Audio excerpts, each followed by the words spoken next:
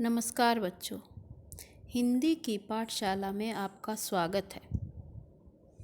आज हम हिंदी व्याकरण के बारे में पढ़ेंगे। आज हम हिंदी व्याकरण के बारे में जानेंगे। सबसे पहले हमें ये पता हो कि हिंदी व्याकरण क्या है, व्याकरण किसे कहते हैं। व्याकरण भाषा को विशिष्ट आकार देती है।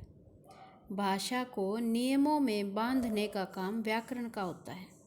व्याकरण द्वारा हम किसी भी भाषा को नियमों में जब बांधते हैं तो वो व्याकरण कहलाता है। भाषा की एक रूपता तथा शुद्धता बनी रहे, इसके लिए कुछ नियम आवश्यक हैं।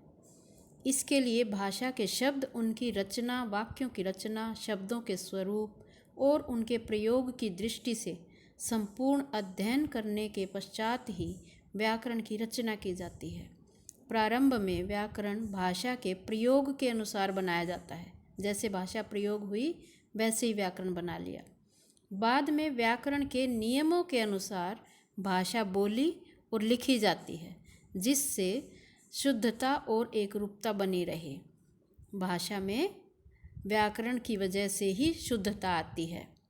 व्याकरण एक ऐसा शास्त्र है, ध्यान से सुनिए परिभाषा इसकी। व्याकरण एक ऐसा शास्त्र है जिससे हमें किसी भाषा के शुद्ध रूप को लिखने तथा बोलने का ज्ञान प्राप्त होता है। या दूसरे शब्दों में कहें तो भाषा के शुद्ध रूप का ज्ञान कराने वाले शास्त्र को व्याकरण कहते हैं। जैसे मोहन ने चाय खा ली, ये गलत हो गया। इसका शुद्ध रूप व्याकरण हमें बताएगी। व्याकरण से हमें के नियमों से हमें पता चलेगा कि मोहन है तो चाय है तो चाय पिएगा या पी ली। चाय को खाते नहीं, पीते हैं। ये सब व्याकरण से ही हमें पता चलता है। शुद्धिकरण, अशुद्ध को शुद्ध करना ही व्याकरण का काम है। अब हम आगे लघु व्याकरण करेंगे। लघु व्याकरण में पर्यायवाची, विलोम एवं अनेकार्थी शब्द आज करेंगे। पर्यायवाची शब्द, विलोम शब्द एवं अनेकार्थी शब्द। अनेकार्थी शब्द, सबसे पहले हम पर्यायवाची शब्द के बारे में जानेंगे। पर्यायवाची शब्द क्या है, सबसे पहले इसके बारे में जानेंगे हम। अब ये आप इस चित्र में देखिए, एक शेर बीच में है और उसके नाम देखो, उसके चारों तरफ लिखे हुए हैं। पर्यायवाची शब्द करेंगे। एक शेर आपको दिखाई दे रहा है चित्र में और उसके नाम हैं शेर, वनराज, सिंह, नाहर। ये सब हम शेर को बोल सकते हैं। कोई शेर बोलता है, कोई वनराज बोलता है, कोई सिंह बोलता है और कोई नाहर बोलता है। अब दूसरा देखिए चित्र, पेड़ का चित्र है ये। इसको पादप, तरु, पेड़ और वृक्ष, हम इसको इनमें से कुछ भी बोल सकते हैं। पादप, तरु, वृक्ष, पेड़, इन सब का एक ही अर्थ है। अब पर्यायवाची की परिभाषा जानिए। लगभग समान अर्थ प्रकट करने वाले शब्द पर्यायवाची शब्द कहलाते हैं। लगभग समान अर्थ प्रकट करने वाले शब्द पर्यायवाची शब्द कहलाते हैं। अब जो आपके सिलेबस में पर्यायवाची शब्द हैं वो मैं आपको बताती हूँ। उन्हें याद भी करेंगे, उच्चारण भी सीखेंगे और उसके बाद अपनी कॉपी में भी आप लिखोगे उसे। अग्नि, आग, अनल, पावक, पर्यायवाची शब्द हैं ये। अग्नि, आग, अनल, पावक। अंधकार, तम, तिमिर, अंधेरा। अश्व, घोटक, तुरंग, घोड़ा। असुर, दानव, राक्षस, दैत्य। अतिथि, मेहमान, आगंतुक, पाहुना।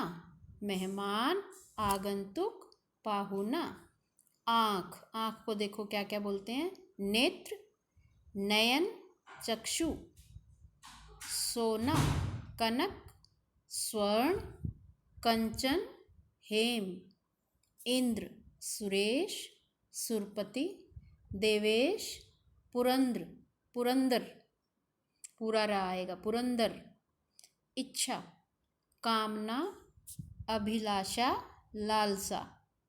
गणेश, लंबोदर, गजानन, एकदंत। ये आपके हैं पर्यायवाची शब्द जो आपके PA1 के सिलेबस में है, पीरियोडिक 1 के सिलेबस में है। इन्हें अच्छे से याद भी करेंगे आप और लिखेंगे भी। अब हम करते हैं विलोम शब्द। अब विलोम शब्द का ये चित्र देखिए। इस चित्र से आपको क्या समझ आ रहा है?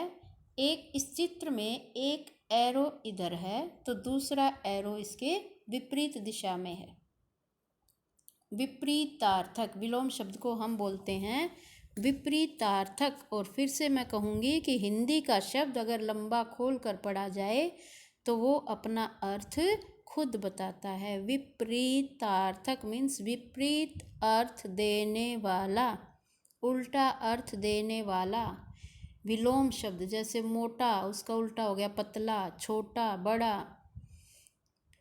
ये सुख, दुख, बहुत सारे विलोम शब्द हैं जो उल्टा अर्थ देते हैं। तो विपरीतार्थक इसी शब्द के इसका मीनिंग जब आप करेंगे, इसका अर्थ जब जानेंगे तो आपको समझ आ जाएगा। विपरीत अर्थ देने वाले शब्द। अब कुछ आपके सिलेबस के विपरीतार्थक शब्द करते हैं जो आपके सिलेबस में हैं। अथ, इति, अथ, इति। अमृत, विष, अमृत, विष। अनुकूल, प्रतिकूल। अपेक्षा, उपेक्षा, अपेक्षा, उपेक्षा। अतिवृष्टि, अनावृष्टि। अपव्यय, मितव्यय। अपव्यय ज़्यादा खर्च और मितव्यय थोड़ा। अपव्यय, मितव्यय। आदि, अंत। आकर्षण, विकर्षण। किसी में ये आपके उपसर्ग लगकर विलोम बनता है, किसी में प्रत्यय लगकर विलोम बनता है और किसी का अर्थ उल्टा कर देने से विलोम शब्द बनता है। किसी में उपसर्ग जोड़ने से विलोम शब्द उल्टा अर्थ देता है, किसी में प्रत्यय से भी दे देता है, लेकिन ज़्यादातर में उल्टा अर्थ से विलोम शब्द और उपसर्ग जोड़ने से विलोम शब्द बनता है। हंसना, रोना। आयात, निर्यात, आयात, निर्यात। अब हम करेंगे, ये आपके सिलेबस में है, इन्हें कॉपी में भी लिखेंगे सुंदर सुंदर राइटिंग में। मैं बार बार आपको सुंदर लेख इसलिए बोलती हूँ कि अब आप ध्यान से घर में बैठे हैं, आराम से बैठे हैं, बहुत सुंदर राइटिंग में लिखेंगे और अपनी हैंड राइटिंग भी इम्प्रूव करेंगे ऐसे। अनेकार्थी शब्द। अब हम जानेंगे अनेकार्थी शब्द के बारे में। इसके नाम को फिर से आप लंबा खींचेंगे, आपको इसका उत्तर मिलेगा। इसका उत्तर अपने आप आंसर आ जाएगा। अनेकार्थक शब्द क्या होते हैं? अनेकार्थी, इनको अनेकार्थक भी बोलते हैं। अनेकार्थी, अनेक अर्थ देने वाले शब्द। अनेक अर्थ देने वाले शब्द। अब आप ये देखेंगे, अनेकार्थी शब्द एक से अधिक अर्थ बतलाने वाले शब्दों को अनेकार्थक शब्द कहते हैं। एक से अधिक अर्थ बतलाने वाले शब्दों को अनेकार्थी शब्द कहते हैं। अब कुछ आपके सिलेबस के अनेकार्थी शब्द देखिए। अक्षर, वर्ण, ब्रह्मा, अविनाशी, शिव। अर्थ, धन, प्रयोजन, धन, प्रयोजन। अनंत, आकाश, अंतहीन, विष्णु। अनंत का देखिए, आकाश, अंतहीन, विष्णु। अरुण, लाल, सूर्य, सिंदूर। अंबर, आकाश, वस्त्र, कपास। देखो एक शब्द है और उसके अर्थ कितने हैं अलग अलग। अंबर आकाश को भी बोलते हैं, वस्त्र को भी, कपड़े को भी बोलते हैं, कपास को भी अंबर बोलते हैं। अली, भंवरा, कोयल, भंवरा, कोयल। उत्तर, एक उत्तर दिशा होती है और एक जवाब। उत्तर, दिशा और जवाब। ये आपके सिलेबस में है 1 से 7 तक। इन्हें लिखेंगे, याद करेंगे। अब ये 3 हमने लघु व्याकरण के क्या क्या किए हैं, अभी एक बार थोड़ी सी रिवीजन कर लेते हैं। पर्यायवाची शब्द, विलोम शब्द और अनेकार्थी शब्द। पर्यायवाची में एक के अनेक ही अर्थ हैं, एक समान अर्थ देने वाला शब्द। और उसके बाद है विलोम शब्द, विपरीत अर्थ देने वाला, उल्टा अर्थ देने वाला, विपरीतार्थक, उल्टा अर्थ देने वाला। और तीसरा हमने आज किया है अनेकार्थी शब्द, अनेक अर्थ देने वाला शब्द। जिस शब्द के अनेक अर्थ निकलते हों वो अनेकार्थी शब्द कहलाते हैं। तो ये बाकी कल करेंगे। लघु व्याकरण में अभी आपके और बहुत सारे पार्ट हैं, उन्हें कल की वीडियो में करेंगे। आज के लिए इतना ही। धन्यवाद। आपका दिन शुभ हो।